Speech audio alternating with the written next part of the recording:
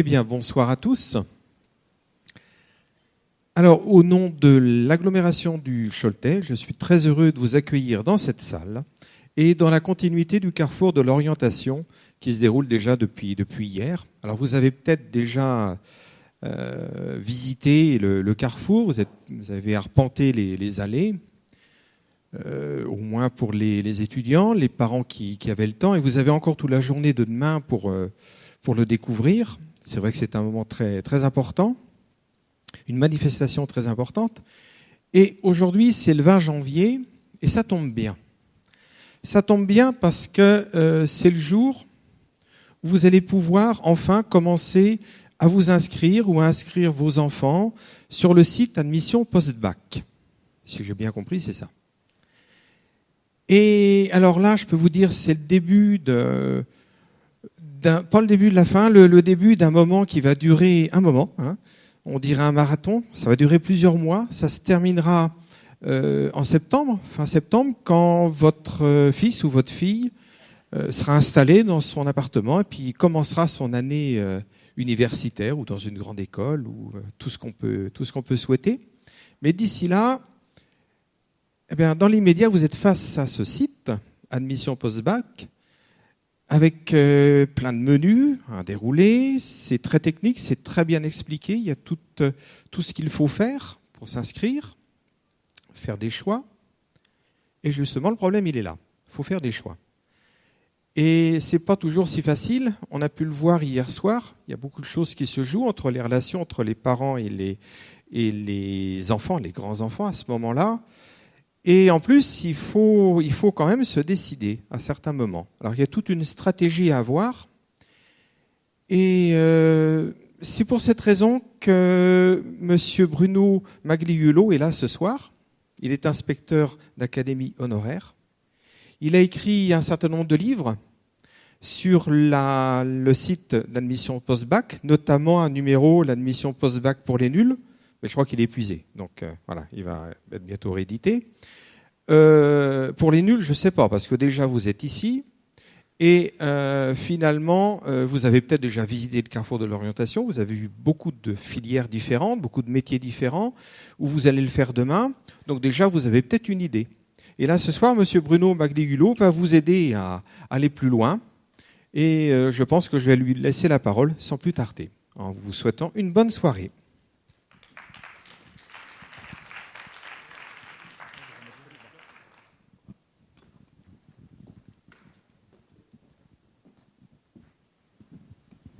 Bonsoir à tous, merci d'être là. Alors je vais commencer par vous dire ce que ne sera pas cette conférence. Elle ne va pas se substituer au travail important et primordial des gens de terrain. Ça n'est pas un conseiller d'orientation télématique APB. Là, vous avez des ressources. Comme ça fait 9 ans que ça dure, dans les équipes des lycées, on sait maintenant accompagner les élèves. Très bien. Je ne vous cache pas que les premières années, on a tous pataugé, professionnels comme famille. 9 ans que le système est en place, même s'il évolue un petit peu chaque année, et il a ses nouveautés cette année. Grosso modo, sa logique, ce que l'on appelle son algorithme, sont constants. Et donc, je n'ai aucun doute sur le fait que les professeurs principaux, les autres professeurs, les conseillers d'orientation psychologues, les CPE et toute personne ressource que vous avez dans les établissements et à l'extérieur, et le Carrefour en est un, va savoir accompagner vos élèves, vos enfants et vous-même si vous en avez besoin. Donc, techniquement, je ne vais pas rentrer dans les détails d'APB. Ça devrait avoir déjà d'ailleurs été fait dans vos établissements, sinon ça va vite venir. Par contre, l'enjeu est le suivant. Il va falloir indiquer avant le 20 mars une liste de vœux. Ça n'est déjà pas un exercice très facile. Il y a cette année 12 600 formations répertoriées sur APB et il faut en choisir un petit nombre. Quand même, jusqu'à 24. Alors il est rare que les gens fassent 24 vœux, mais c'est un droit. Et certains le font. Je vais tout de suite vous dire qui fait 24 vœux, les plus angoissés. C'est-à-dire ceux qui se disent qu'en allongeant la liste, ils vont finir par obtenir quelque chose. Ils n'ont pas forcément tort d'ailleurs. Sachez qu'en 2016, la moyenne, ça a été 8,2 vœux par tête, ce qui est déjà pas mal. Cette liste, il faut l'adresser, chacun la sienne.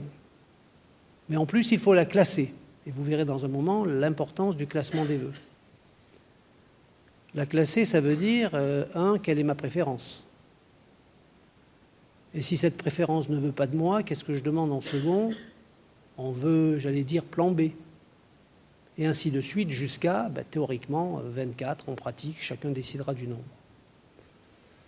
Et pour le classement des vœux, vous avez jusqu'au 31 mai. Beaucoup ne touchent plus à leur liste après le 20 mars, date limite pour l'établissement de la liste. C'est ceux qui sont satisfaits du classement qu'ils ont établi à ce moment-là. Mais on a un droit de revisitation de la liste, non pas pour la modifier, elle est définitive, on ne peut plus y toucher, mais pour en modifier le classement si on en a l'envie. Ça peut arriver, imaginez, vous allez à une journée porte ouverte au mois d'avril, vous découvrez que telle filière que vous aviez mis en premier vœu finalement ne vous convient pas, vous ne pouvez plus la retirer, ça c'est trop tard. Par contre, vous pouvez très bien la faire basculer en dernier vœu, 31 mai. Donc un mot sur le calendrier d'abord. C'est vrai, c'est aujourd'hui, ça y est, c'est ouvert. Je vous fais un pari, si en rentrant vous vous y mettez en vous disant je vais faire vite, vite, vite, vous ne passerez pas. Parce que vous êtes des centaines de milliers à faire la même chose au même moment. Vous avez 2 mois, calme, vous avez le temps. Pas trop quand même. 2 mois, ça passe vite. Et d'ici le 20 mars, et si possible quelques jours avant pour pas courir de risque de lignes encombrées dans les derniers jours, il va falloir que vous dressiez chacun en famille, je dis bien en famille, et pas l'enfant seul ou les parents seuls pour lui, une liste de vœux classée par ordre de préférence. Alors, plusieurs règles du jeu à connaître. Premièrement, parmi ces filières que vous pouvez demander, du point de vue des modalités de recrutement, il y en a de 2 niveaux, de 2 types. Les filières sélectives, celles qui ne le sont pas. Alors, les filières sélectives d'abord. Statistiquement, ce sont celles qui vous attirent le plus. Ce sont celles qui font le plus souvent, mais pas toujours, l'objet d'un premier vœu. Mais on verra qu'il y a une partie des familles qui, au terme de leur réflexion, demandent des filières non sélectives en premier vœu. C'est tout à fait possible aussi. C'est même obligatoire dans certains cas. Bien, il y a sélection, ça veut dire, vous êtes tous au courant, un nombre de places affichées à l'avance, un plus grand nombre de candidats, entre les deux, un barrage qui s'appelle épreuve de sélection. 2 systèmes que vous pouvez rencontrer, parfois d'ailleurs selon la liste, vous aurez les 2. D'abord la sélection sur dossier. Concrètement, ça veut dire qu'il n'y a pas d'épreuve de concours, donc pas de programme à réviser à l'avance, pas de convocation pour passer les épreuves en même temps que les autres candidats. On n'est pas trié sur les résultats des épreuves de ce type, on est trié sur la qualité du parcours de formation sur 2 ans, et parfois sur 3. C'est-à-dire que dans le dossier de candidature vont devoir figurer les bulletins de notes et appréciations de terminale, de première, et parfois de seconde. Les notes des épreuves anticipées du bac, et le tri va se faire là-dessus. Moi, j'appelle ça une course de fond. Ce n'est pas l'instantanéité d'un concours au jour J, c'est une observation dans la durée. Durée dans laquelle il vaut mieux être performant et régulièrement performant, bien entendu. Alors, qui procède comme ça?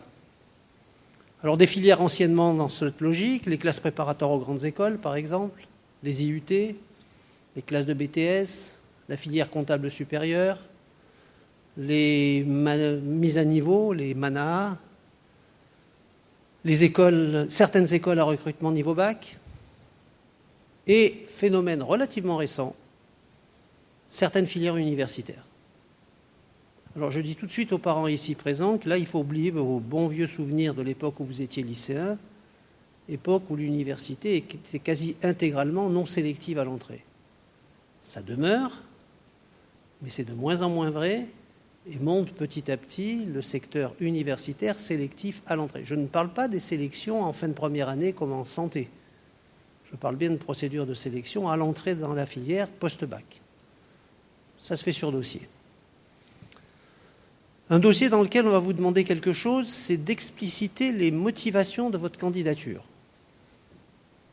Vous voulez rentrer à l'IUT en section génie climatique, pourquoi? D'où vous vient un tel choix, qui est quand même relativement pointu? Et puis, pourquoi chez nous plutôt qu'ailleurs? Et puis, quelle vision avez-vous de votre avenir professionnel dans ce secteur? Alors, je vais tout de suite lever un reproche que vous pourriez me faire, c'est de me dire, ils ont 18 ans, pour la plupart, ils n'ont pas de projet professionnel, donc comment répondraient-ils à une telle question? Et moi, je vous réponds, mais que font-ils devant une filière professionnelle dans ce cas-là? On ne rentre pas dans une filière professionnelle si on n'a pas un projet professionnel. Ça fait partie des épreuves de sélection sous forme de l'entretien ou de la lettre de motivation. Donc il faut en être conscient avant d'être candidat. On verra que pour ce genre de candidat, il y a une autre issue possible par ailleurs. Bon, ça c'est classique. Beaucoup d'entre vous d'ailleurs y sont passés. Et puis il y a le bon vieux concours. Autre modalité de sélection qui règne à l'entrée de la plupart des écoles à recrutement post-bac. Bon, le principe est connu, hein, un programme à réviser, le même pour tous les candidats, des épreuves à passer, le même jour, avec les mêmes conditions un peu partout. Et puis on note et on classe. Il y a 40 places, les 40 premiers. Dans ce cas-là, on ne regarde pas le bilan scolaire du lycée, on vous juge sur ce sprint final qui est la concentration sur épreuve en fin de parcours. Alors c'est intéressant de comparer parce que vous voyez, il y a un système de sélection, j'allais dire, dans le long terme, sur dossier, sur 2 ou 3 ans, et puis il y a un système de sélection, je dirais presque dans l'immédiateté. D'un côté, une course de fond, de l'autre côté, un sprint final. C'est important de choisir, parce que parfois, pour certaines formations, je pense par exemple aux écoles d'ingénieurs, on a le choix entre soit le modèle dossier, soit le modèle concours. Or, au regard de la façon dont j'ai construit mon parcours scolaire au lycée, j'ai peut-être intérêt à une des formes de la sélection plutôt qu'à l'autre. Si je suis un élève qui a eu un parcours chaotique en première, qui est passé en terminale parce que démagogiquement on laisse passer les élèves en terminale, il n'y a plus de redoublement, c'est fini, et puis que je me suis réveillé en fin d'année, alors j'ai peut-être intérêt au concours parce que c'est le moment où je suis bon. Et comme si j'avais été sélectionné sur dossier, on ne m'aurait pas pris parce que j'ai un mauvais dossier de première, là le problème est levé. Inversement, si j'ai été régulier sur 2 ans, j'ai peut-être intérêt à la sélection sur dossier plutôt que sur concours, à chacun de voir. On est là dans quelque chose de difficile, qui ne plaît pas toujours aux élèves quand ils le découvrent pour la première fois, parce que pour la plupart d'entre eux, ils n'y sont jamais passés, mais qui a le mérite de la clarté. C'est sélectif et c'est affiché tel quel. Plus ambigu, l'autre secteur, prétendument non sélectif. Alors je m'explique d'abord sur le sens du mot non sélectif, et puis je m'expliquerai après pourquoi je me permets de dire prétendument. Non sélectif, ça veut dire, en principe, que tout candidat est pris. Le comprenez-vous autrement? Je ne crois pas. Et en réalité, ce n'est pas tout à fait exact. Les filières non sélectives sont presque toutes concentrées à l'université. Pratiquement aucun autre établissement ne fonctionne comme ça. Et on a vu, hein, pas toutes les filières universitaires, puisque certaines sont sélectives. Par exemple, à l'université de Nantes, il existe une bilicence droit-langue qui est sélective. Par contre, pour les filières non sélectives, on a une ambiguïté qui est la suivante. APB, pour les filières non sélectives, a une exigence, c'est la sectorisation, qui est le pendant pour l'enseignement supérieur de ce qu'on appelle la carte scolaire dans le second degré. C'est-à-dire qu'en fonction de votre adresse, c'est-à-dire essentiellement de la position de votre foyer fiscal, voilà ce que dit la loi, vous êtes tenu, pour une filière non sélective, de faire une candidature qui peut être accompagnée d'autres, mais une candidature au moins pour ce qu'on appelle un vœu générique dans cette académie. Dans cette académie tout entière, et s'il y a plusieurs pôles de formation de ce type dans cette académie, vous pouvez courir le risque d'avoir demandé une ville et de vous retrouver dans une autre. Autrement dit, on ne choisit pas si facilement que ça le lieu. On choisit la filière dans sa zone académique. Vous êtes de l'Académie de Nantes, vous n'avez en principe aucune vocation à demander la même forme de formation à Poitiers ou à Rennes. Alors si vous y tenez, pour des tas de raisons, c'est à la condition que vous demandiez, malgré tout, une inscription dans votre académie. Et il y a 9 chances sur 10 que ce soit là que vous aboutissiez. Alors 2 cas de dérogation peuvent être considérés comme respectables. Le premier, c'est le déménagement avéré des familles vers une autre zone géographique, vers une autre académie. Attention, il faudra prouver que c'est bien réalisé. Hein. Le deuxième, c'est le rapprochement d'une structure médicale qui n'existe pas dans l'académie dans laquelle on vit. Mais le plus souvent, on n'a pas ces dérogations. Ça n'est pas toujours donc très simple. Mais là, le système est encore relativement clair. Je précise tout de suite qu'il n'y a pas de sectorisation pour les filières sélectives, y compris les filières universitaires sélectives. Autrement dit, la bilicence droit-langue de Nantes, elle peut être demandée par un Niçois, elle peut être demandée par un Parisien, elle peut être demandée par un Bordelais. Comme quelqu'un qui vit dans cette ville peut demander une bilicence de ce type à l'Université de Paris ou de Nantes. Indifféremment. Sélectif, donc pas de sectorisation. Lorsqu'il y a non-sélection, il y a sectorisation automatique. Mais à l'intérieur du secteur des filières universitaires non sélectives, il y a deux catégories de filières. Et c'est là que ça devient compliqué. Il y a d'abord les vraies filières non sélectives, ce qu'on appelle les pastilles vertes, vertes comme feu vert pour passer. Le seul critère de tri, c'est la sectorisation. Tout candidat d'ici qui est demandeur de faire de l'histoire à l'Université de Nantes est pris automatiquement. C'est du non sélectif à effectif non limité, pastille verte. Sachez que le plus grand nombre des filières universitaires de premier cycle sont dans ce cas-là. Mais il y en a un certain nombre, 4 dans votre académie, 4 le plus souvent d'ailleurs, droit, psychologie, sciences et techniques des activités physiques et sportives, et la première année du premier cycle des études de santé, la PACES. Ces filières-là ont un nom curieux, on les qualifie de filières non sélectives à effectif limité. Alors comme l'expression à effectif limité a suscité scandale la première année, on l'a remplacée par un terme plus soft, mais qui revient au même, à effectif tendu. Je ne sais pas comment vous recevez cette expression, mais moi, la première fois que je l'ai entendue, je me suis dit, ou je suis le roi des bêtes, ou ils sont fous. Mais il y en a un des deux qui marche sur la tête, là. Ou c'est non sélectif, et comment peut-on déclarer que les effectifs sont limités? Ou les effectifs sont vraiment limités, et comment peut-on afficher que c'est du non sélectif? Je vous avoue, je ne comprenais pas. Ça, c'était il y a 4 ans, quand sont apparues ces filières. Alors mes petits amis de l'université m'ont dit « Ah, mais c'est pas si difficile que ça à comprendre. C'est une filière où tout le monde ne peut pas rentrer, puisqu'un nombre de places limité est affiché à l'avance et qu'on a plus de candidats, mais on n'a pas le droit de faire le tri sur des épreuves de sélection. Donc on fait le tri autrement. On fait un tri démocratique, me disent-ils. Alors c'est quoi un tri démocratique? C'est un tri où il n'y a pas d'épreuve de sélection, où tout le monde est placé sur une situation d'égalité de situation quant aux chances de rentrer. Alors, quels sont ces critères? Sachez, pour information, qu'on les connaît depuis le 17 janvier. Il était temps d'ailleurs. Le CNESER, qui est un organe du ministère de l'Enseignement supérieur chargé de donner un avis au ministre sur les projets de loi les plus lourds, a émis un avis favorable pour que les critères soient les suivants. Premier critère, la sectorisation. Ça ne change pas par rapport au reste. Si par exemple vous avez une filière à 600 places et qu'il y a 800 candidats, on commence par retirer des 800 ceux qui ne sont pas de l'académie. Et on leur propose non pas rien, mais d'aller voir du côté de leur propre académie, bien entendu. Il est rare que ça suffise à rentrer dans le nombre utile. Donc on applique un deuxième critère, qui est la préférence du candidat pour cette filière, c'est-à-dire la placer en premier E. Ça ne veut pas dire que les autres ne l'auront pas, ça veut dire qu'ils ne sont pas prioritaires. Et que comme la fouille est grande, eh bien, ça veut dire qu'ils ne l'auront pas. Et si ça ne suffit pas, troisième critère, tirage au sort. Voilà comment on opère les choses depuis maintenant 4 ans en France pour l'entrée dans ces 4 licences.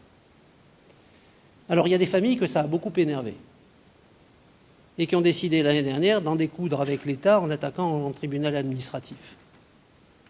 48 procès, 48 décisions favorables aux familles. Ce qui veut dire d'ailleurs que si le système n'avait pas changé, vous auriez eu simplement à attaquer en tribunal et vous gagnez à tous les coups. Sauf qu'on ne peut plus, depuis le 17 janvier. Pourquoi? Parce que les tribunaux ont dit ceci. La sectorisation, c'est inscrit dans le Code de l'éducation, c'est légal, inattaquable. Le placement en premier vœu, ça correspond à un article du Code de l'éducation qui était tombé en désuétude, mais qu'il a suffi de réactiver, donc on ne peut pas attaquer là-dessus. Par contre, ils ont considéré comme non conforme au Code de l'éducation, c'est-à-dire illégal, le tirage au sort. Donc on allait vers un système extrêmement difficile si on reproduisait le tirage au sort cette année. Alors ce qui a été étudié, c'est deux possibilités entre lesquelles il y a eu débat.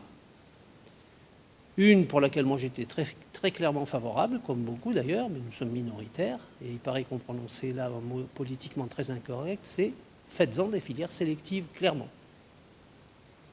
Vous voulez que la première année de PACES régule ses flux au nombre de places affichées, au lieu de tirer au sort, donc de faire rentrer des gens à l'aveugle, y compris quand ils n'ont pas le profil, et exclure, parce que le tirage ne leur a pas été favorable, des gens qui avaient tout à fait la capacité de réussite, décider de faire de la sélection sur dossier, sur prérequis, sur toutes les formes que vous voulez. Il n'y a pas besoin de faire des concours sauvages.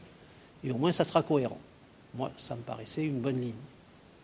Puis il y en avait une deuxième qui était de dire, eh bien, on va faire édicter un texte réglementaire, un texte de loi, ça sera d'ailleurs un décret, qui va légaliser et donc rendre inattaquable le tirage au sort. Et à ma grande stupéfaction, c'est la décision qui a été prise. Donc il y aura des tirages au sort cette année, comme il y en a eu ces 3 dernières années. Donc il faut s'y attendre. Ce qui m'amène d'ailleurs à vous donner un conseil important. Les bacheliers généraux sont désormais tenus, par souci de sécurité, de faire au moins un vœu pour une filière non sélective. Je dirais, même si vous n'en avez pas envie. Alors, c'est une décision qui a été prise l'année dernière, qui est reconduite cette année, et qui le sera sans doute plusieurs années de suite, mais qui est frappée, me semble-t-il, du bon sens. Parce qu'avant, que se passait-il? Certains élèves ne demandaient que des filières sélectives. C'était leur préférence. Je n'ai pas commenté ce choix-là. Mais dans certains cas, n'étaient pris par aucune d'entre elles, puisque sélectif. Et eux, trop moyens. Et ils se retrouvaient sans rien. Obligés de basculer sur ce qu'on appelle la phase complémentaire, où franchement, on racle un peu les fonds de tiroir. Donc, cette mesure vise à leur permettre, en toute réflexion, donc en responsabilité personnelle, d'inscrire au moins un vœu qu'ils sont sûrs d'avoir une filière non sélective. Mais si la filière non sélective est à effectif limité, on a quand même un risque de ne pas l'avoir. Donc, il faut qu'il y ait au moins une filière non sélective à effectif non limité. Donc, si vous demandez droit, il faut demander autre chose. D'ailleurs, je vous signale que si par hasard, vous n'exprimez pas ce genre de vœu, votre dossier n'est pas validé. C'est même le premier des vœux que vous avez à faire. Pas le premier dans l'ordre, le premier qu'ils vous demandent d'exprimer, ensuite vous le mettez au classement que vous voulez. Petite nouveauté cette année, on fait subir le même sort aux bacheliers professionnels en les obligeant à demander au moins une filière de BTS. On ne pouvait pas leur faire la vacherie de leur demander de choisir, comme les bacheliers généraux, une filière générale pour la bonne et simple raison qu'ils y ont des taux de réussite de l'ordre de 3%. Par contre, le terrain où ils réussissent le mieux, c'est celui des BTS, ces bacheliers professionnels. Donc cette année, ils sont tenus de faire au moins un vœu pour une filière professionnelle. Quant aux bacheliers technologiques, on leur fiche la paix. De ce point de vue-là. Donc voilà une première famille de réflexion pour que vous compreniez un peu le système. Autre chose. Comprenez bien le sens du calendrier. Aujourd'hui, ouverture. Depuis tout à l'heure, depuis cet après-midi 16h, on peut inscrire sa liste de vœux, classée par ordre de préférence si on veut, ou on verra le classement plus tard, mais pour l'instant la liste. Clôture de cette phase le 20 mars. Jusqu'au 31 mai, vous pouvez revisiter cette liste pour en modifier le classement. Il suffira pour ça que vous vous dotiez d'un mot de passe et que vous reveniez visiter votre liste. Une date cruciale au milieu, le 2 avril. C'est la date limite pour valider vos candidatures, envoyer les dossiers, etc. C'est d'ailleurs le moment où éventuellement vous pouvez retirer certaines candidatures, il suffit de ne pas les valider. Dans le calendrier qui va du 2 avril au 31 mai, on a la fenêtre de tir pour les épreuves de sélection pour les filières qui demandent à ce que les candidats soient sélectionnés. Donc vous avez une garantie, c'est qu'aucune épreuve ne peut commencer pour les filières APB. Pour le hors APB, c'est autre chose. Avant le 2 avril, et rien ne peut avoir lieu après le 31 mai. À partir de là,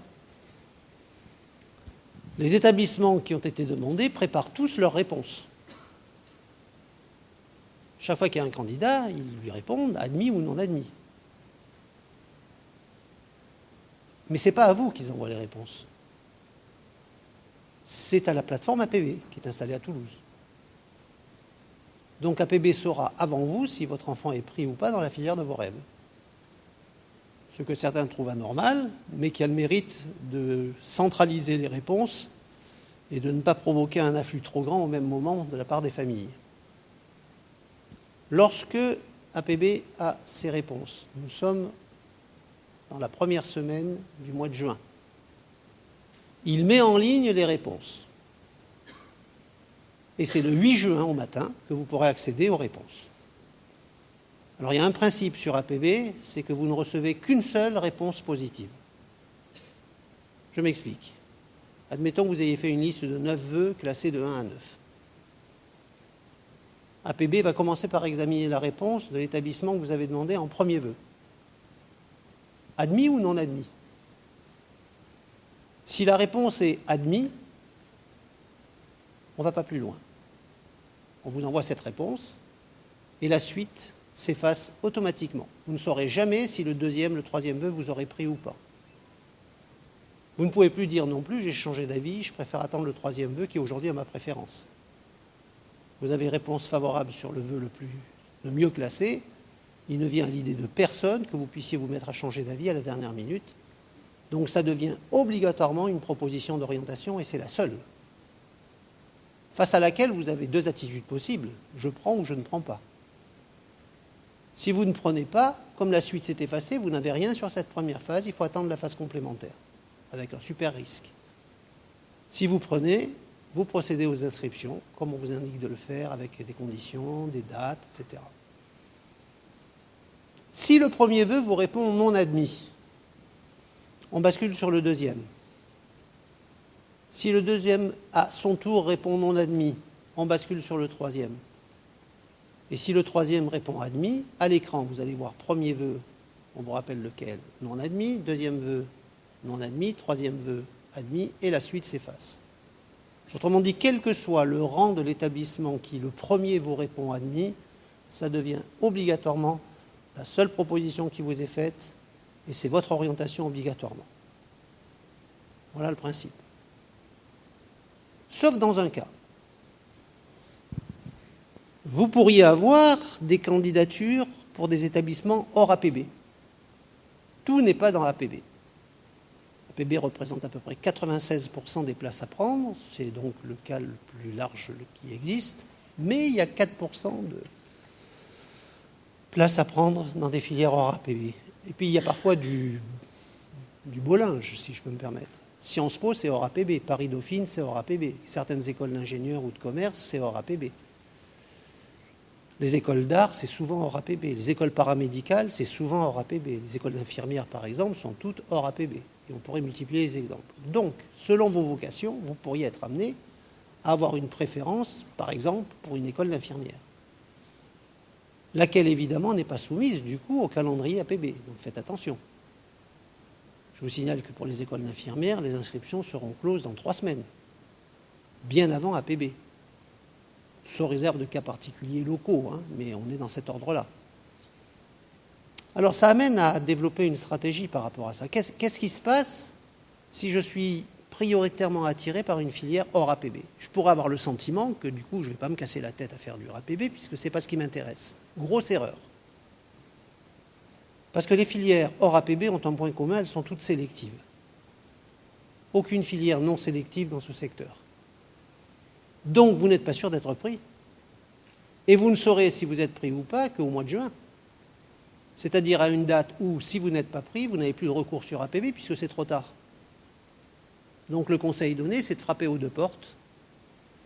Vous faites une double candidature, in et out. Et si vous êtes suffisamment armé pour qu'on vous réponde positivement des deux côtés, vous choisissez, c'est sans risque. Par contre, l'inverse n'est pas possible. Autre précaution à prendre, compliquée peut-être, sont également hors APB les filières qui sont situées à l'étranger. Mais vous pourriez tomber sur des pays qui ont des régulations des flux d'entrée proches de celui d'APB, par exemple la Grande-Bretagne. Il y a un système d'inscription qui ressemble fort à APB, mais qui est le leur, ce n'est pas le même. Donc attention à tout cela. Qui est redevable de APB ? D'abord, les 690 000 élèves qui en ce moment préparent un bac en terminale, qu'ils soient dans des établissements publics, privés sous contrat ou privés hors contrat, qu'ils s'inscrivent par correspondance, qu'ils soient hospitalisés avec formation à domicile, qu'ils soient dans des familles qui ont refusé l'école et qui font de la scolarité à domicile. Tout le monde doit passer par APB pour le saut en première année de l'enseignement supérieur français. C'est-à-dire pour des établissements situés sur le territoire national, donc y compris dans des dom-toms. Mais il n'y a pas que cela. Il y a les retours d'année sabbatique. Il y a certains redoublants de première année. Il y a les étudiants étrangers qui optent pour la France comme première année d'études supérieures. Au total, ça double le chiffre. Donc, si je peux me permettre, chapeau les informaticiens d'APB, parce que chaque année, et sans bug depuis la création, sans aucun bug depuis la création, on gère 1 400 000 personnes qui font en moyenne 8 vœux, c'est-à-dire 10 millions de connexions. Et jusqu'à présent, techniquement, ça marche. On croise les doigts pour que ce soit encore le cas cette année, mais je ne vois pas ce qui pourrait changer la donne. Donc c'est un instrument techniquement parfait. Mais pourquoi pourtant est-il aussi décrié qu'il l'est ? C'est qu'il est assez anxiogène. Et c'est un monstre froid. Certains parlent d'usine à gaz. C'est sévère, me semble-t-il. Mais il est vrai que ça y ressemble un peu. Surtout pour les familles qui arrivent devant l'outil la première fois. Donc, d'une part, si c'est votre cas, décontractez-vous. Dans les établissements scolaires, il y a tout le savoir vous accompagner qui est en place. Je crois aussi qu'il faut tirer un chapeau aux rédacteurs des documents d'accompagnement de la procédure qui, à l'écran, sur les sites ministériels, sont particulièrement clairs, notamment le livret qu'on vous propose de télécharger gratuitement. Le problème n'est pas là. Le problème, il est le suivant. À quoi sert APB ? À deux choses. Un, à recenser votre liste de vœux classés par ordre de préférence, c'est sa fonction principale, et à vous apporter les réponses, bien entendu, ensuite à vos candidatures. Et deux, à vous donner de l'information sur le fonctionnement d'APB, son calendrier, les modalités, les documents qu'il faut préparer, etc. Mais aussi, ce qui est beaucoup plus intéressant en termes de préparation des choix, sur les filières qui sont susceptibles d'être demandées par ce canal. Je vous ai dit tout à l'heure, il y a 12 600 filières référencées APB, il y a donc 12 000 fiches de présentation. Et donc, il suffit de les consulter. Je sais pas, j'invente un cas de figure. Si vous êtes attiré par une classe préparatoire maths physique dans un lycée privé sous contrat, parce que c'est votre préférence, il suffit de cliquer sur la rubrique « Les formations ». Il y a un menu déroulant, vous allez sur les classes préparatoires, menu déroulant, puis ensuite c'est classé par académie, et puis par secteur, et puis vous aboutissez à la filière en question. Et vous avez tout un tas de renseignements. C'est quoi une classe préparatoire de ce type ? C'est quoi les programmes ? C'est quoi les débouchés ? Voilà, ça peut nourrir votre réflexion. Donc on ne peut pas dire que ça ne sert à rien du point de vue de la réflexion quant au choix. Mais il y a une chose que ça ne fait pas. APB n'est pas un conseiller télématique. Vous ne trouverez pas d'aide sur APB vous permettant d'élaborer votre liste de vœux classée par ordre de préférence. Ça, c'est votre job préalable, qu'il faut faire avant. Et c'est un peu ce que j'ai envie de développer le plus ce soir, c'est quelle méthode mettre en œuvre pour pouvoir élaborer notre, pas celle du voisin, la mienne, notre liste de vœux classée par ordre de préférence. Alors, moi, je crois beaucoup en une méthode qui nous vient d'un certain nombre de chercheurs dans ce domaine, qui est la suivante. Et je vous conseille de la retenir parce qu'elle est validée, elle fonctionne, elle est simple, elle est efficace et elle ne coûte rien. Donc ça fait beaucoup d'avantages. Première chose, posons-nous 3 questions. Posez-vous 3 questions qui sont des questions, j'allais dire, de base, fondamentales, incontournables. De toute façon, quand on va remplir la liste de vœux, on va faire comme si on se les était posées, donc autant que ce soit le cas. Chacun cherche ses 3 réponses, les croise, et on facilite grandement l'établissement de la liste classée par ordre de préférence. Première question, est-ce qu'au moment du choix, je peux, en tant qu'élève, m'appuyer sur un projet professionnel stabilisé ou pas encore? Oui ou non? Et la stratégie n'est pas la même dans les 2 cas. Si je fais partie, d'après l'ONICEP, il y a des enquêtes qui sont faites chaque année, 30 à 35% des élèves ont un projet professionnel stabilisé en terminale. 1 sur 3 seulement. Donc il est normal que la plupart de vos enfants n'en aient pas encore. Mais pour ceux qui en ont un, je veux devenir médecin et je suis sûr de mon coup, je veux devenir pilote de l'armée de l'air et je suis sûr de mon coup, je veux devenir professeur des écoles et je suis sûr de mon coup. Bon, c'est ma priorité, ça ne veut pas dire que c'est mon vœu unique, mais c'est ma cible principale.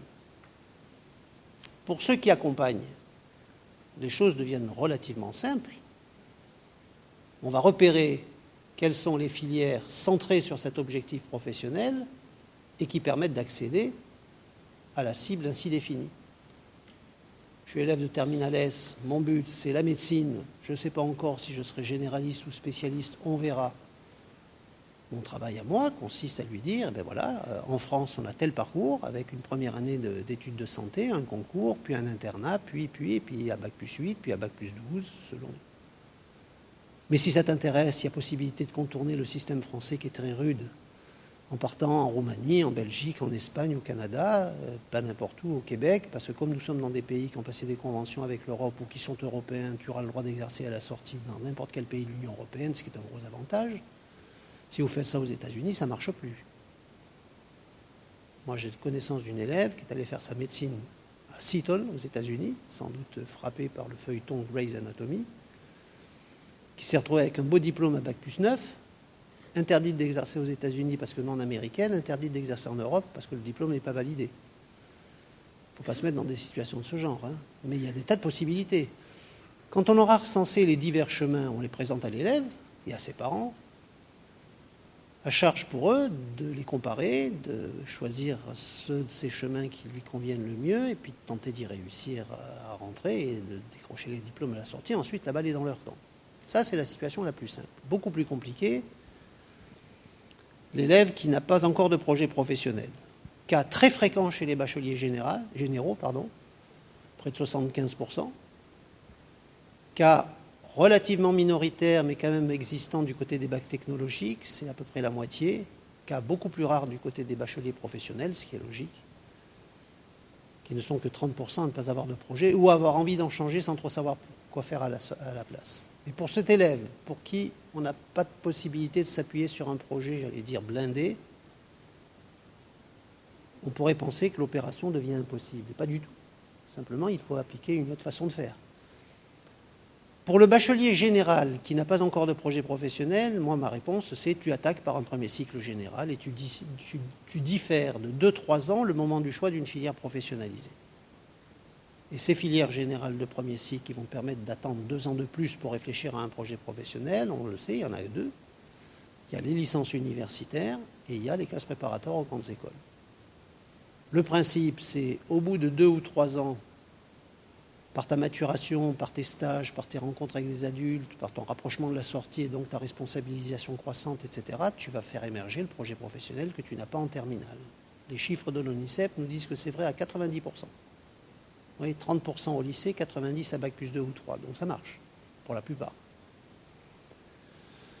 On peut difficilement appliquer ce système pour les bacheliers professionnels et technologiques qu'on n'ose pas conseiller d'aller vers l'enseignement général parce que ce sont des populations qui ont du mal à réussir dans l'enseignement général. Donc la rationalité, là, se heurte aux réalités de la réussite.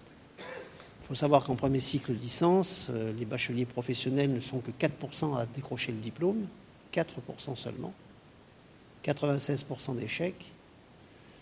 Et c'est un peu mieux, mais pas extraordinaire du côté des bacs techno, qui sont 27% en moyenne à décrocher une licence. Alors l'autre secteur, c'est les classes préparatoires, mais les classes préparatoires, c'est hyper filtrants à l'entrée. Les bacs pro, pratiquement en classe préparatoire, il n'y en a pratiquement pas. Il y a quelques classes qui leur conviennent, mais très très peu. Donc là, le terrain de prédilection, ce sont les formations professionnelles courtes, lesquelles supposent quand même un commencement de projet professionnel. Donc c'est plus compliqué pour cela. Mais grosso modo, on sait faire. Je m'appuie sur l'idée que je diffère le moment du choix de 2-3 ans, et ça viendra grâce à mon avancée en âge, grâce à mes stages, etc. Ça fonctionne. Le deuxième questionnement que vous avez intérêt à mettre en œuvre porte sur la durée des études. Vous avez le choix entre une offre de formation en 2-3 ans après le bac, qui peut s'arrêter là, même si elle n'interdit pas d'envisager la poursuite des études, mais qui n'est pas garantie, parce que ça sera sélectif. Et puis des études en 5 ans minimum, et plus parfois, qualifiées de longues, voire de très longues. Chirurgien, bac plus 12. Avocat, bac plus 8. Et encore à la condition de ne jamais avoir redoublé. Donc vous voyez, d'un côté des formations en 3 ans maximum, parfois même 2, le BTS par exemple. Des formations en 5 ans minimum, grade de master et plus. Et j'ai le choix de mettre en premier vœu l'un ou l'autre. Je ne peux pas mettre les deux. Dans ma liste, oui, je peux mettre les deux. Mais en premier vœu, où je mets du court, ou je mets du long. Et je rappelle que si le premier vœu me répond admis, je suis obligé d'aller là. Donc ce choix, il faut bien le faire.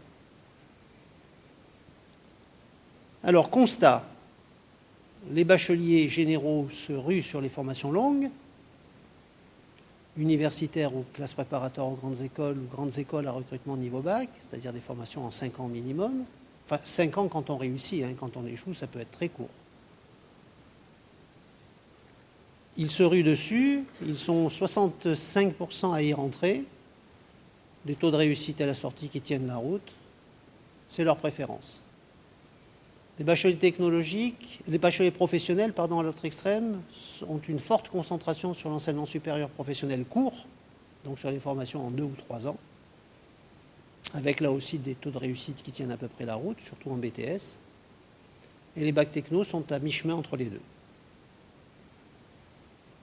Alors la question qui se pose souvent, c'est sur quels critères est-ce que je peux choisir ma filière professionnelle courte ? Bien, sur un projet professionnel. Cette filière n'a de sens que si j'en ai un, quitte à ce qu'il ne soit pas très pointu. Je vous rappelle que l'une des épreuves va être la lettre ou l'entretien de motivation. Je ne peux pas y aller si je suis incapable de répondre à une telle question. Et si je suis incapable de répondre parce que je n'ai pas de projet, alors je fais partie de la première catégorie de ceux qui n'ont pas encore de projet professionnel avant de choisir. Mais on vient d'en parler. Là, je fais l'hypothèse que mon projet me conduit à choisir une formation de ce type.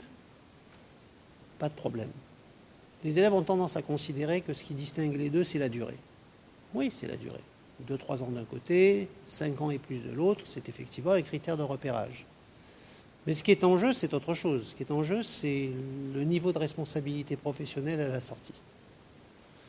Pour ne pas dire l'ambition. Si j'entre dans une école d'infirmière, un institut de formation aux soins d'infirmiers, je ne serai probablement jamais médecin. Il n'y a pas de passerelle, il n'y a pas d'équivalence. C'est pas honteux de le dire, mais j'ai fait des études en 3 ans, médecin c'est bac plus 8. Et c'est un titre précis, réglementé. Heureusement pour les patients d'ailleurs. Donc forcément, je ne peux pas par ce canal-là accéder à ce grade-là. Si je veux devenir médecin, je suis obligé de passer par autre chose, qui est un parcours en études médicales en 8 ans. Si je veux rentrer dans l'armée pour être officier, je peux difficilement me contenter de passer par une école de formation en 3 ans de sous-officier. C'est pas honteux, il en faut, mais c'est autre chose. Je ne peux pas dire à la sortie, je suis déçu, je croyais que je pourrais devenir officier. Non, les formations d'officier, c'est des écoles en 5 ans, pas en 3. Et tout ça est clair au départ. Donc le critère de choix est là. Alors certains me disent, oui, mais comme vous me le présentez comme ça, alors évidemment tout le monde se rue sur le long. Puisque c'est là qu'il y a les meilleurs postes, les meilleurs salaires, les meilleures responsabilités. Moi, je ne réponds pas du tout. Parce qu'en France, on peut faire des études longues à partir des courtes. Il y a des passerelles entre les deux. Quand on rentre dans du court, ça peut être parce qu'on en a besoin pour aller rapidement vers le marché de l'emploi. Un simple BTS peut travailler. Après 2 ans, c'est fait pour ça. Mais il existe des tas de passerelles entre ces formations courtes et les formations longues. Sur concours ou sur dossier, on peut obtenir des équivalences pour rentrer en troisième année d'université, on peut rentrer dans une grande école. Moi, je travaille habituellement tous les samedis matins dans une grande école de management qui s'appelle l'École supérieure de commerce de La Rochelle. Je peux vous dire que sur les 140 élèves admis en septembre dernier, 82 étaient passés par des classes préparatoires et 38 venaient de BTS, de DUT, de bachelor et de licence, ce qu'on appelle les admissions parallèles. Et j'ai le souvenir d'une époque où j'étais professeur principal dans ma terminale. J'étais professeur de sciences économiques et sociales à cette époque. Elle souhaitait devenir avocate, c'était son projet, donc moi je lui ai, j'allais dire bêtement, conseillé d'aller voir du côté de la fac de droit qui me paraissait le passage obligé.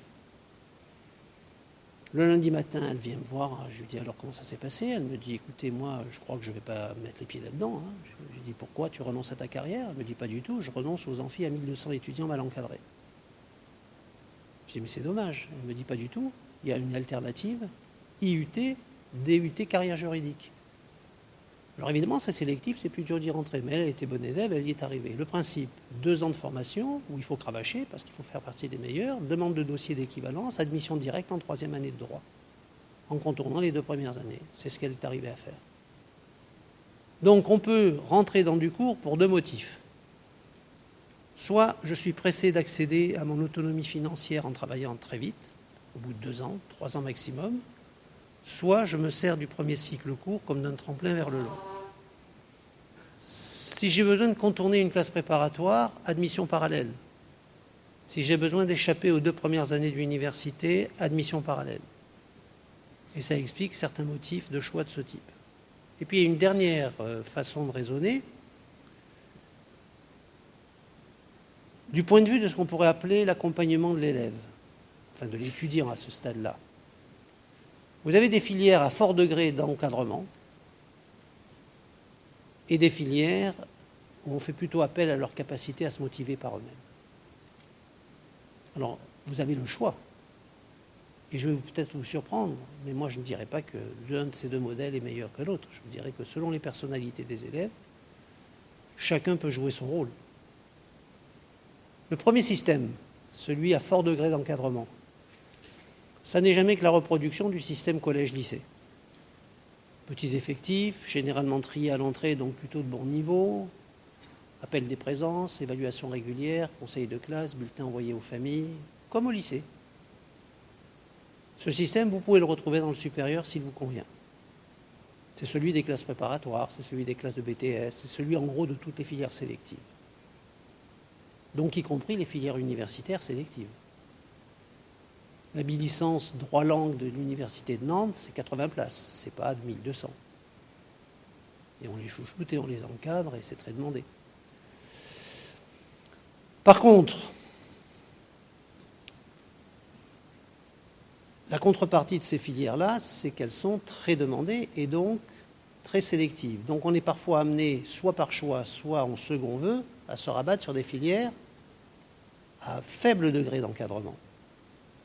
C'est-à-dire des filières universitaires non sélectives. C'est là qu'on les trouve.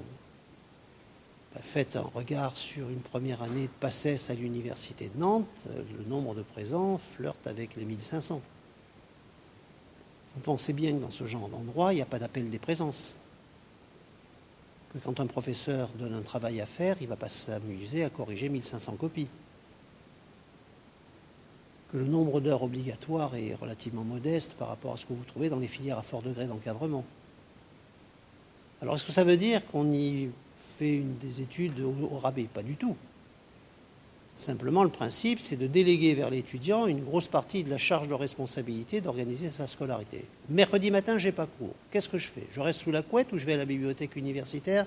C'est moi qui décide. À ce petit jeu-là, il y a ceux qui s'effondrent et il y a ceux qui arrivent à s'épanouir. Moi, je n'ai pas de réponse a priori. Je peux vous dire avoir 2 fils qui aujourd'hui ont 40 ans, donc les problèmes d'orientation scolaire sont réglés depuis longtemps. Mais il y en a un qui voulait faire des études de météorologie, mais qui n'avait pas le profil prépa, bien que très bon élève en terminale S. Donc d'accord avec lui, nous avons choisi la voie universitaire. Mais l'avertissement était clair. Il faut faire partie des meilleurs, sinon tu n'auras pas l'école de la météorologie par les admissions parallèles qui sont possibles à partir d'une licence de sciences physiques ou de maths. Et ça a marché. Comme beaucoup d'écoles d'ingénieurs de commerce recrutent des élèves qui ne sont pas passés par les classes préparatoires et qui ont fait ces stratégies parallèles. Et donc le critère d'encadrement joue. Alors on pourrait s'amuser à aller chercher d'autres critères de choix qui ne sont pas neutres. Par exemple, avez-vous le profil pour faire des parcours d'études partiellement ou totalement à l'international? Concrètement, ça veut dire êtes-vous capable de réussir les tests d'aptitude en langue sans lesquels vous êtes interdite de telles études? Avez-vous le profil pour faire des études par l'alternance? C'est quand même particulier les études par l'alternance, ça ne convient pas à tout le monde. Avez-vous les moyens de financer les études lorsqu'elles sont coûteuses dans ces établissements privés hors contrat? On a beau dire c'est un bon placement sur l'avenir, on récupérera vite la mise, etc. Bon, tout ça est sans doute vrai. En attendant, le plan de financement d'une école de commerce en 5 ans suppose quand même de sortir pas loin de 100 000 € sur la durée des études. On peut ou on ne peut pas. Moi, je vois des choses ahurissantes à cet égard. Je vois des élèves qui s'épuisent à préparer des concours, avec des parents qui ne se sont pas trop posé le problème de la privatisation parce qu'ils ne pensaient pas que ça existait, et puis qui réussissent le concours après des gros efforts, qui reçoivent une lettre leur demandant de s'inscrire et de verser un chèque. Et tout d'un coup, les gens disent quoi? C'est payant. Et je vous assure, faute de s'être renseignés, sont amenés à démissionner après avoir fait le plus dur. Donc, ces questions-là, il faut bien se les poser avant. Puis aussi, la notoriété de l'établissement, le placement de ses diplômés à la sortie, etc. Tout ça sont des questions légitimes. Mais les 3 principales que j'ai évoquées, je vais vous montrer comment, avec ces 3-là seulement, on aboutit à la liste. Je vais prendre une première question. L'élève répond « Oui, j'ai un projet professionnel, je souhaite travailler plus tard dans le commerce international. » C'est un choix comme un autre. Cet élève sait qu'il y a plusieurs métiers, mais c'est ce secteur qui l'attire. Deuxième question, j'ai une préférence pour des études longues, parce que mon but c'est de travailler plus tard sur site à l'étranger, et je sais qu'à l'international, les entreprises envoient rarement des simples bac plus 2-3, qu'ils envoient plutôt des gens sortant d'école de commerce en 5 ans. Donc des études longues.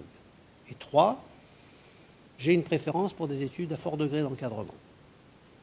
Donc notre élève, en premier vœu, est à la recherche d'une filière spécialisée tout de suite en commerce international, en 5 ans, et bien encadrée. Ça porte un nom, Grandes écoles de commerce international à recrutement niveau bac. Je vous mets au défi d'en trouver une autre. Vous allez en trouver qui satisfont 2 critères, un critère, mais pour les 3, il n'y a que ça. Donc on part à la recherche de l'information sur ce type d'école, qui est son cœur de cible, sa première série de vœux. En France, on en repère une quinzaine. En Europe, une 60aine. Il les compare. Il en retient 3. C'est un cas réel. Il en retient 3. Qui ont toutes comme caractéristique d'être hors APB. Mais qui, dans sa tête, sont ses premiers, deuxième et troisième vœux. Pas fou, il a bien compris le système, il sait que comme c'est sélectif, il n'est pas sûr de les avoir, donc il lui faut un plan B. Donc le plan B, on en discute, et moi le conseil que je lui ai donné, c'est regarde du côté des formations professionnelles en commerce international et bien encadrées, mais courtes. Et pas n'importe lesquelles. Des formations courtes qui te permettront de rebondir vers le long si ça marche. Et du coup, ta cible à bac plus 5 est atteignable. On a trouvé 3 secteurs qui pouvaient correspondre à ce choix. À ce second choix, c'est le BTS Commerce International, le DUT Technique de Commercialisation et certains bachelors de Management International. Dans sa liste, il a mis les BTS, les DUT, 3 bachelors, toujours pas sûr d'être pris, sélection sur dossier ou concours. Donc il lui fallait un dernier vœu, qui est devenu obligatoire, je vous le rappelle, d'une licence universitaire non sélective, mais susceptible de lui permettre d'atteindre du bac plus 5 en commerce international, puisque c'est son objectif. Ça n'a pas été très compliqué à trouver, ça s'appelle licence de langues étrangères appliquées. Ça existe dans votre académie comme ailleurs. Bien sûr, il voulait de l'encadrement, il attendra le 2e cycle. Il voulait du professionnel tout de suite, il attendra le 2e cycle. Il va atteindre du bac plus 5 en commerce international, c'est envisageable. Après sa licence, il peut soit rentrer dans des grandes écoles, soit basculer en master de management international à l'université, et dans tous les cas, la liste est cohérente. Pour la petite histoire, cet élève n'a été pris à aucune des écoles qu'il avait demandé en premier, deuxième et troisième rang, dans aucun des BTS qu'il avait demandé, dans aucun des IUT qu'il avait demandé ensuite. Son dossier était trop moyen pour l'ensemble. Il a réussi un bachelor, celui de l'École supérieure de commerce de La Rochelle, de management international, concours Sésame, pour ceux qui connaissent. À l'heure actuelle, il représente les automobiles Skoda sur le marché chinois. Tout va bien pour lui. Je vous garantis que cette méthode fonctionne. Si vous voulez la découvrir en détail, je vous montre un livre. À ma connaissance, l'ONICEP n'a pas sorti d'ouvrage sur ce thème-là. Ils en ont sorti sur des stratégies techniques d'APB, mais la stratégie de l'élaboration de la liste, pour quelles études êtes-vous fait? C'est chez l'étudiant. Pour information, j'en ai amené une dizaine d'exemplaires ici. Si certains veulent simplement le consulter, ça ne pose aucun problème. Si vous voulez l'acquérir, c'est possible. Et puis il y a d'autres titres que je vous laisserai découvrir. Quelque chose qui pourrait vous intéresser. Avec 4 de mes amis, nous sommes tous retraités de l'orientation, on a décidé de faire du bénévolat dans ce secteur. Pour information, ma venue ici ne coûte rien à l'organisation. Elle est prise en charge par ailleurs. Le ministère fait un gros effort pour amener des conférenciers dans les établissements, j'en suis un exemple. Nous, on a décidé d'aller plus loin, la bande de 4. On fait du bénévolat dans ce secteur. Donc on propose de la consultation à distance gratuite. Pour ceux qui en ont besoin, qui en éprouvent le besoin bien sûr. La marche à suivre est toute simple. Vous trouverez proposé à l'entrée de la salle, là en bas, cette feuille qui vous présente un bloc de l'orientation. Il y a une marche à suivre. Et puis allez y faire un tour si vous voulez. Vous verrez qu'on ne bâcle pas les réponses en 3 lignes, on les fouille. Et encore une fois, ce service est gratuit. Alors nous le proposons pour des gens qui n'ont pas trouvé de réponse à leurs problématiques là où ils sont, mais commencez par les ressources locales. Voilà, ça c'était le préambule. Je regarde l'heure parce qu'il y a des choses à faire à la sortie, 7h05. On peut se donner un petit quart d'heure si vous voulez pour un échange. Je vous passe la parole en vous remerciant pour votre écoute.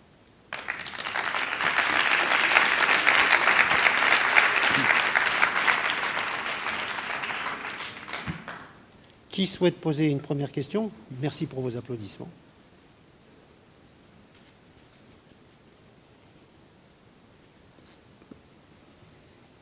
Madame. Allez-y, on aura le temps d'en prendre plusieurs. Oui, levez le bras pour qu'on vous amène un micro, comme ça tout le monde entend la question. Alors moi, je vous ai entendu parler, en fin de compte, des filières qui pouvaient se faire à l'étranger. Et moi, j'ai un enfant qui aimerait partir, mais je me rends compte, en fin de compte, que les universités à l'étranger sont très chères. Donc je voulais savoir s'il y avait un moyen pour les inscrire dans une filière à l'étranger, sans passer directement par l'inscription. Écoutez, je vais me permettre un premier commentaire. Nous autres Français aimons bien critiquer la France. C'est un sport quasi national, ce genre d'exercice. Dans le domaine éducatif, nous avons pourtant la chance d'avoir un vaste secteur presque gratuit. Il n'y a pas beaucoup de pays où vous pouvez vous offrir du bac plus 12 en médecine à 180 € par an. Vous faites la même chose aux États-Unis, c'est 12 fois 24 000 $ par an. Alors effectivement, on se pose souvent à l'extérieur, ce que vous dites, c'est le problème du financement. Vous allez en Angleterre, pratiquement toute l'offre d'enseignement supérieur, à quelques détails près, est privée et payante. Il n'y a pas d'IUT public, il n'y a pas de classe préparatoire dans les lycées publics gratuits, et ça n'existe pas. Donc évidemment, le problème de l'étranger, c'est souvent ça, mais pas toujours. Tous les pays ne sont pas payants, et parfois les prix sont étonnamment bas. L'un des pays européens les moins chers, c'est la Suisse. On pourrait s'attendre à l'inverse. Ben, c'est comme ça. En gros, les droits de scolarité pour les universités suisses sont de l'ordre de 3 000 € par an, ce qui n'est rien par rapport aux tarifs en Angleterre, en Allemagne ou aux États-Unis. Alors, la question est, à mon avis, pas celle-là, même si elle peut compter, je peux le comprendre. Elle est autre. Elle est est-ce qu'à la sortie, mon diplôme sera reconnu là où je veux travailler? Et il faut faire très attention où on met les pieds. Je donne un exemple. L'Angleterre sort de l'Union européenne. Et il va lui arriver ce qu'il arrive aux diplômés de Suisse, aux diplômés d'Islande, aux diplômés de tous les pays qui ne sont pas dans l'Union européenne. C'est que pour le droit d'exercer dans certaines professions réglementées, ça sera non. Je vous raconte une petite histoire. La scène se passe il y a une dizaine d'années dans une ville que certains d'entre vous connaissent peut-être, Saint-Julien en Genevois. charmante petite ville à la frontière suisse, du côté de la Savoie. Caractéristique de cette ville, la rue centrale, c'est la frontière. Je me rappelle, je me promenais avec le proviseur après une conférence, et puis je marchais sur la rue, il me dit « Ah, vous êtes en Suisse, ah, vous êtes en France », et j'avais fait 3 mètres. Et il me raconte une histoire, il me raconte cet élève qui voulait devenir infirmière, pour qui l'école d'infirmière la plus proche était à Chambéry, ou à Annecy, c'est-à-dire 50 à 80 km dans la neige. Et donc qui opte pour Genève. 3 stations d'autobus. Tout à côté. Avec en plus la perspective de rentrer tranquillement chez elle tous les soirs, bref. Elle passe le concours, elle le réussit, et elle fait son parcours. Et 3 ans après, elle rentre en France, c'est-à-dire elle fait 3 stations d'autobus, et elle dit, je vais demander à travailler à Annemasse, à Éviran, dans les hôpitaux. Et on lui dit, pas question, votre diplôme ayant été délivré dans un pays non membre de l'Union européenne, interdit d'exercice. Bon, c'est pas grave, je vais demander à travailler en Suisse. Ah non, protection de l'emploi pour les Suisses. Elle a été obligée de faire valider une partie de sa formation et de recommencer pour obtenir le même diplôme une 2e fois en France. Et on a ces problèmes chaque année. Donc il faut faire très attention, si vous avez l'intention de partir à l'étranger, vérifiez quelle est la validité du titre au retour si vous décidez de revenir. Si c'est pour rester sur place, c'est un autre problème. Et encore, vous risquez de ne pas avoir le droit d'exercer. Non mais moi, en fin de compte, c'était l'idée de se donner 1 an de plus avant de savoir ce qu'il veut faire. Donc en fin de compte, vous parlez d'année sabbatique, là? Non, mais justement, l'objectif c'est de partir, mais en faisant une université, enfin quelque chose quand même pour rester si dans vous le monde. partez, non pas pour le fun, mais pour véritablement vous inscrire dans un établissement d'enseignement supérieur avec l'intention de revenir, la question sera, est-ce que le dossier vaudra les unités de valeur qui permettront de passer en 2e année? Et dans certains cas, ça sera oui, dans d'autres, ça sera non. Parce qu'il faut bien comprendre ceci. Si on part faire une 1re année à l'étranger et qu'on revient ensuite en France, on risque fort de repartir à 0. Sauf si l'année a été validée en crédit transférable qui permet d'entrer en 2e année, ce qui est le cas pour les établissements qui sont situés dans l'Union européenne. Il suffit de voir quels sont ce qu'on appelle les ECTS, les European Credit Transfer System. Est-ce que j'ai les 60 crédits qui me permettent d'entrer au retour d'Allemagne en France en 2e année? Si je les ai, aucun problème. Si je ne les ai pas, non. Et ça fonctionne comme ça pour les 27 pays désormais, puisque les Anglais s'en sont retirés, de l'Union européenne. Pardon? Non, mais c'est bouclé. En tout cas, la fuite devant les inscriptions des Français en Angleterre est frappante. Hein. Les gens anticipent les conséquences. Avez-vous une autre remarque ou question? Oui?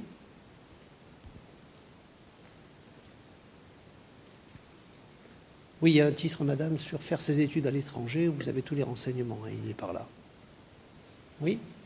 Oui, alors moi, c'était par rapport au nouveau décret là, qui venait de tomber le 17 janvier, qui laisse le tirage au sort... Qui l'a légalisé, oui. Qui l'a légalisé. Alors, j'avais cru entendre que, par exemple, pour faire STAPS, il y avait certains endroits où il n'y avait pas le tirage au sort. Oui, ça peut arriver. Si, je vous le rappelle, hein, il y a 3 critères successifs qui sont appliqués pour le tri. Le premier, c'est la sectorisation. Le deuxième, c'est le premier rang dans la demande. Le troisième, c'est le tirage au sort.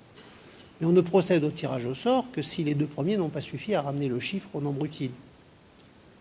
Si c'est le cas, il n'y a plus besoin du tirage au sort. Et de facto, l'année dernière, lorsqu'on a pris comme décision que toute candidature pour une de ces filières se ferait pour l'académie entière et plus sur une ville en particulier, le nombre de satisfaits sur les 2 premiers critères a augmenté, et donc il y a un certain nombre de lieux où on n'a pas eu besoin de tirer au sort alors qu'on le faisait l'année d'avant. Donc on a amélioré le système grâce à la globalisation du vœu, ce qu'on appelle le vœu générique, le vœu pour une académie entière. Mais ça ne suffit pas dans cette académie pour STAPS et je crois pour Psycho. Pour les 2 autres, il faudra voir. Ça va dépendre du nombre de candidats et du rapport au nombre de places. Alors, excusez-moi, je me permets une deuxième question. C'est pareil, il y a eu des nouveautés par rapport à la filière kiné. Avant, il y avait des prépas pour kiné qui ont été annulés. Oui. Et du coup, la voie royale, c'est plutôt Pluripass Oui, qui est une expérience intéressante. Hein. C'est même un modèle que beaucoup se préparent à répandre dans d'autres universités. Angers a été très novateur. Hein. Mais qui est très compliqué quand même. Oui. Et du coup, il y a encore la possibilité par STAPS de rejoindre l'école. C'est le site du Mans. Comment ? C'est le site du Mans. Il n'y a que ça. Hein, le site du Mans propose, alors pour résumer la situation, les études en massage kinésithérapie, donc du paramédical, ont longtemps été le fait d'écoles en 3 ans à recrutement post-bac, comme les écoles d'infirmières, comme les écoles de podologie, comme toutes les écoles paramédicales. Donc on passait les concours en terminale. Et si on les réussissait, on partait pour 3 ans. Un certain nombre d'écoles paramédicales, et c'est le cas du massage kinésithérapie, ont décidé de recruter à bac plus 1. Et donc d'exiger un parcours en 4 ans. 1 plus 3. Donc la question se posait de savoir où se dérouler la première année. Et on a laissé la liberté d'initiative. Donc pour certaines, ça a été des classes préparatoires organisées dans des lycées, publics ou privés. Pour d'autres, ça a été des cours privés qui se sont rués sur la brèche et qui ont proposé des filières dites classes préparatoires paramédicales payantes. Ça existe toujours. Pour d'autres, c'est la première année de PACES qui a servi de système de présélection. Ça, c'était jusqu'à il y a 2 ans. Et puis on s'est aperçu que la sélection est telle qu'il fallait installer ces filières plutôt en milieu universitaire de façon à permettre des équivalences en cas d'échec, notamment des équivalences en licence de biologie. Une université PACES, France entière, hein, il se trouve que c'est dans votre académie, Le Mans, propose une filière STAPS, préparation des concours d'entrée dans les instituts de massage kinésithérapie.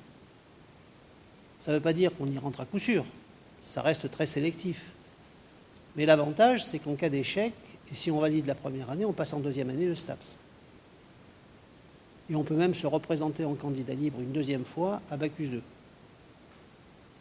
Mais c'est la seule fac qui fait ça. La plupart du temps, c'est installé dans les filières PACES, première année du premier cycle des études de santé. Le cas particulier du Mans, c'est que c'est installé en filière STAPS.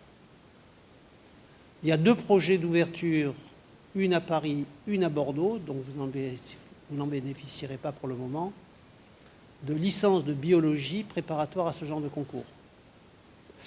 Il faut comprendre ce que j'appelais tout à l'heure les bilicences, qui sont donc hors sectorisation puisque sélectives, permettent que les chefs d'établissement, c'est-à-dire les présidents d'université, prennent des initiatives pour organiser des combinaisons qui puissent être préparatoires à ce genre de choses. Moi, je travaille assez souvent à La Rochelle. L'université de La Rochelle a ouvert une classe préparatoire universitaire aux grandes écoles de commerce et management. Et c'est un commencement de compétition qui s'installe dans ces secteurs sélectifs entre l'université et les lycées. Bien entendu, 40 places, donc sélection sur dossier à l'entrée. Mais là, si ça vous tente, il n'y a pas de sectorisation puisque c'est du sélectif. Donc on voit émerger dans le cadre des facs de sciences des filières qui préparent effectivement à ce genre de choses.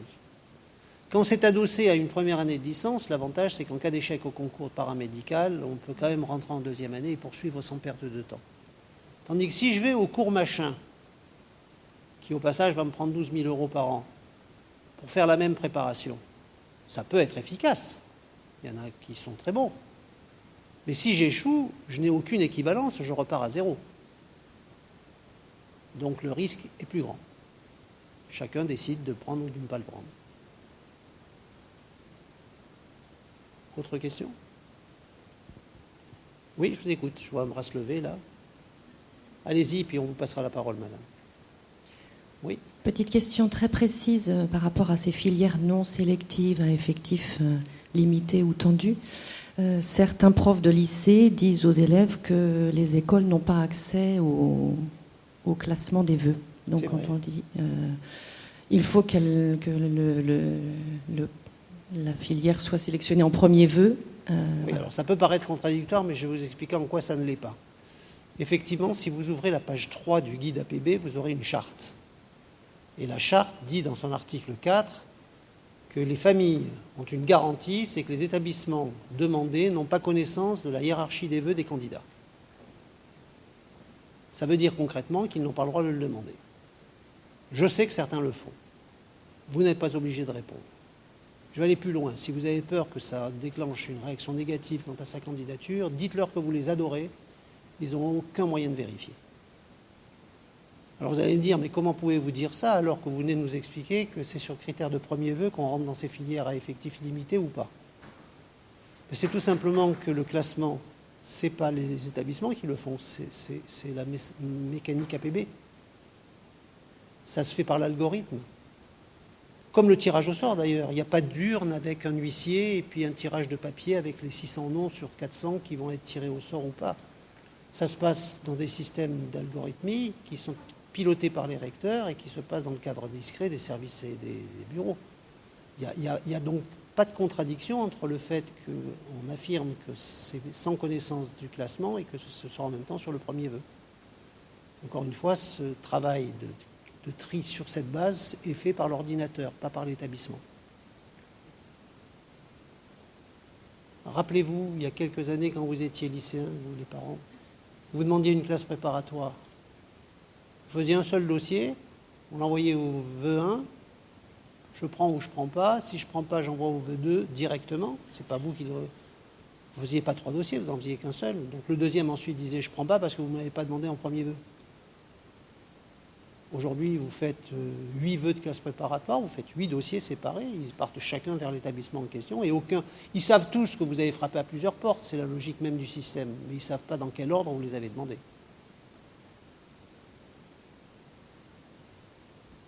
Autre question? Il y avait une question par là. Bon, apparemment, ça n'est plus le cas. Bien, écoutez, s'il n'y en a plus, on va vous libérer. Alors, je crois qu'il y avait une intervention qui était prévue par quelqu'un qui représente le rectorat.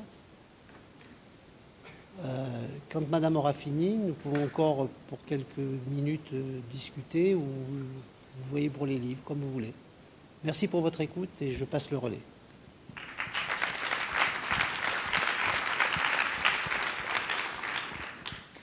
Je ne vais pas prendre beaucoup de temps. Je pense que ça a été largement développé et que vous avez tous les éléments. Donc effectivement, je travaille au service du rectorat dans la gestion d'admission post-bac.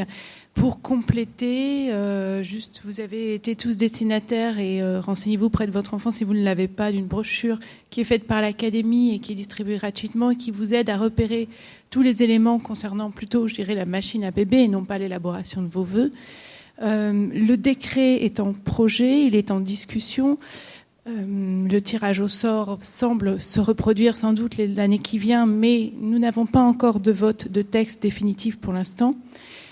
Petite précision, vous avez des tutoriels sur le site de l'Académie AC-Nantes, rubrique orientation, qui vous permettent de voir les écrans et de vous préparer aussi à savoir un petit peu ce qui est attendu pour être sûr dans les démarches administratives. Des petits conseils et notamment des tutoriels spécifiques pour les licences à capacité limitée, les licences à recrutement sur dossier et les autres. Donc vous pouvez avoir comme ça des petites aides supplémentaires. Je pense qu'effectivement, vous avez également en établissement beaucoup d'accompagnement. Une nouveauté cette année, les élèves qui se réorientent et qui viennent de BTS et qui demandent une licence ou qui viennent de DUT qui demandent une licence, les élèves qui viennent d'une académie, qui veulent changer d'académie, qui se réorientent vers l'université, vont être pris en compte de la même façon que les élèves de terminale, ce qui va un peu modifier le nombre d'élèves candidats en licence, en première année de licence, ce qui fait que quand on dit actuellement dans l'Académie de Nantes qu'il y a eu l'an dernier tirage au sort en L1 STAPS Nantes, et c'est le seul endroit pour l'Académie de Nantes, pour aussi un petit peu imaginer qu'on n'est pas nécessairement soumis à tirage au sort, il faut voir que là, les flux vont augmenter mécaniquement et que nous n'avons pas connaissance pour l'année qui vient du nombre de licences pour lesquelles il risque d'y avoir besoin d'un tirage au sort. Jusqu'ici, sur Psycho à Angers, parce que quand même là, vous êtes à Cholet, tous les élèves qui l'avaient mis en vœu 1, qui sont du secteur, ont pu être pris. STAPS au Mans, c'était le cas également. cette année, je pense que sur STAPS et sur Psycho, il est possible que l'ensemble des vœux ne puissent pas être pris. Donc, c'est des anticipations par rapport au fait de toujours vous dire, je ne veux pas vous angoisser, je suis désolée, mais en même temps, on est bien dans quelque chose où il faut imaginer un ensemble de solutions et ne pas se baser uniquement sur l'expérience des années précédentes, puisque cette année et encore l'année prochaine, le nombre d'élèves scolarisés en première et en terminale est au plus haut par rapport à la courbe démographique. Donc, nous avons une pression supplémentaire en licence, j'en suis désolée. On a peu parlé des bacs pro vers les BTS et des bacs techno vers les DUT. Je ne sais pas trop dans la salle, quels sont ceux qui sont des bacs généraux, quels sont ceux, quand même pour dire qu'il y a des aides dans le système pour faire que les bacs pro qui ont les meilleurs résultats au bac, mention bien, très bien, est une admission en BTS et que le bac techno l'est dans les DUT. Et au niveau de l'Académie de Nantes, on a vraiment un travail d'intervention auprès des établissements pour assurer qu'un élève qui avait fait la demande dans une filière qui correspond à ses spécialités et qui a eu une mention au bac puisse être remis dans les listes et imposé à l'établissement d'accueil. Donc pour les élèves qui sont des bacs pro, des bacs techno, qui ont des bons résultats, je pense que c'est un élément à connaître, mais vous n'avez pas de démarche particulière à faire, on vous contacte. Petit conseil pour les parents, sur le dossier admission post-bac, vous pouvez rajouter votre adresse mail, voyez, avec votre enfant, parce que ça vous permet de recevoir les alertes lorsque il y a les dates clés. Donc ça, c'est vraiment un petit élément. Effectivement, il y a l'accompagnement dans le classement des vœux, c'est vraiment la base. Le classement des vœux, c'est ce qui va effectivement déterminer tout le reste et c'est ce qu'on entend nous, c'est pour ça que je voulais un petit peu intervenir, c'est juste, évidemment, nous, au niveau du rectorat, la sollicitation qu'on a, c'est ce qui n'a pas été. Et ce qui n'a pas été, c'est je suis admis sur mon vœu 3, c'est pas ce que je voulais. Donc jusqu'au 31 mai, vous avez cette réflexion. On est dans une réflexion qu'on n'avait pas, nous, effectivement, à l'époque, c'est-à-dire qu'on fait la réflexion à l'inverse, c'est si j'avais tout, si on me disait oui à tout, qu'est-ce que je choisirais? C'est-à-dire qu'on pouvait avant nous dire j'envoie des dossiers un peu partout, je verrai bien où je suis pris, puis je réfléchirai, et puis on attendait, et puis celui qui répondait pas, la place elle était encore occupée, et puis des fois ça durait jusqu'à fin août, septembre avant de savoir. Actuellement, on a 90% des élèves qui ont une proposition avant de partir en vacances, c'est énorme, c'est une des améliorations du système. Mais d'un autre côté, effectivement, ça oblige tout le monde à anticiper et poser la question d'abord de si j'avais tout, qu'est-ce que je voudrais en premier et en deuxième, etc. Et peut-être petit écueil, la mobilité géographique. On a un certain nombre d'élèves qui formulent des vœux assez éloignés en se disant ça va être bien, une envie de changement, c'est ça aussi, on sort de terminale, allez hop, on fait autre chose. Et puis, une fois qu'on a la réponse concrète, on est pris, on fait non, mais moi en fait non, mais c'est trop loin, je peux pas partir, voilà. Donc ça, c'est aussi une question qu'il est important d'anticiper. Et puis donc, sinon, c'est les dates clés. Et les dates clés, souvent les élèves, ils sont un petit peu, ouais, c'est bon, ça va le faire, mais si, mais je suis allée. Donc c'est vraiment les moments où vous, en tant que parents, je vous dis ça parce que je vois plus de parents que d'élèves, avez ce rôle important. Je dirais, d'accompagnateur dans la première démarche administrative à laquelle vont être exposés les élèves de terminale. Voilà, bienvenue dans le monde administratif français. C'est la première étape, mais il y en aura plein d'autres, donc autant l'accompagner. Et effectivement, votre adresse mail sur le site APB dans vos coordonnées, ça vous permet aussi de recevoir la petite alerte sur votre téléphone ou sur votre boîte et de dire, au fait, ça y est, la l'ordre des vœux, c'est dans 2 jours que ça finit, t'as bien, voilà. Attention, là, il y a une réponse.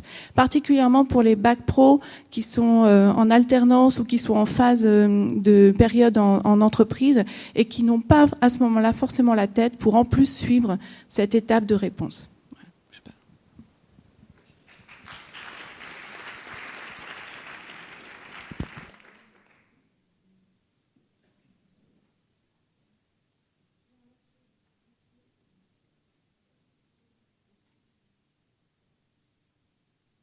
Bien, merci à vous, madame, merci à vous, monsieur Magliolu, parce que j'ai compris, alors je suis passée par là, mais je pense qu'effectivement c'est terriblement compliqué.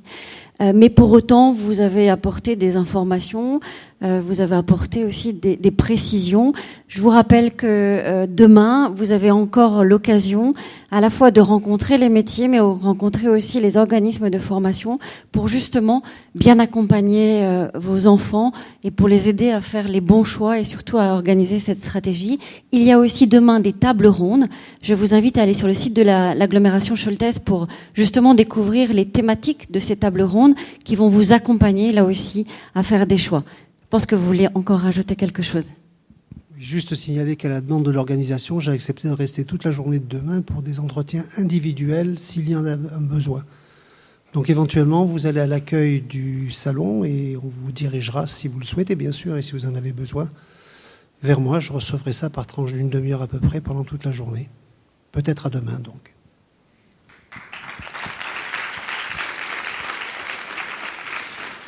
Et alors, ça me permet justement de rebondir et vous de dire à titre très personnel, mais je pense qu'on le partage.